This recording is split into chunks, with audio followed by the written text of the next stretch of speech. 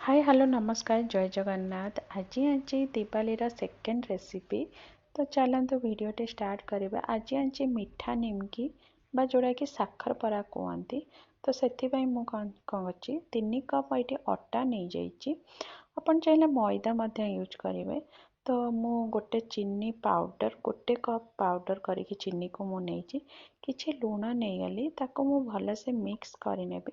गुआ घी को मुझे माने मेल्ट करके रखी।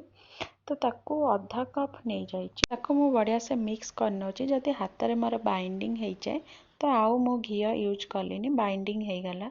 तो अधा कप मुझे क्षीर नहीं फुटा क्षीर ताको देकी मु बढ़िया से दली नेबी।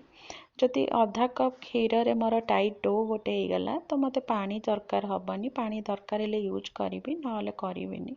तो देखिए अधा कप क्षीर रे ही गोटे टाइट डो बनीगला। टाइट डो हेले क्रिस्पीनेस भल आसो। तो मुझे डो को मु घंटाए छाड़ी देती टिके भल से फुलिबो बोलिकी।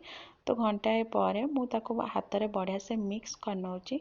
तापर मुझे बेली नेली छोट छोट गोल रोल टाइप री गोला करी। बेसी मोटा नुहे कि बेसी पतला नुहे। तो बेली सारा पर ता साइड गुड़ाक कौन कली कटिंग करदेली असाइजा थिला जो गुड़ाक। तापर गोटे स्क्वायर सेप बढ़िया से आसीगला।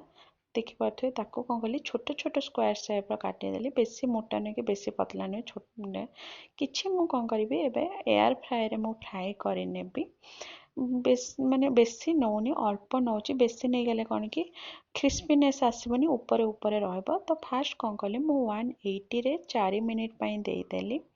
सी टिके हो गला परे तापर मु कौन कली ऑयल टिके से ऊपर घसी देकी आउ थरे देदेली 7 मिनिट जाए। तो टोटाल 20 मिनिट भितर एयर फ्राए रे आपणकर हो निमकी। तो कम टिके ब्राउन कलर हो आसला परे तो कौन करी मु तो काढ़ी आनी। फास्ट फास्ट से हाथ को नरम लगे। ठंडा हो गला परे से हाथ क्रिस्पीनेस आसब। आपन चाहिए पूरा एयर तेल खाइबा को जदि जो मैंने चाहूना पूरा एयर माने फ्राए रे करि परिबे। तो किछि कौन कली मु तेल रे फ्राए करनेली से भलिया भाव में ब्राउन जमती हो गला मु ताको काढ़ी आनली। देखिपे कलर रे बस डिफरेंस अच्छी नहले दीटा जाक बढ़िया से क्रिस्पीनेस होइतिला। मो वीडियो जदि आपण मानक भल लगे ताले लाइक करिवे शेयर करिवे सब्सक्राइब करि नेबे।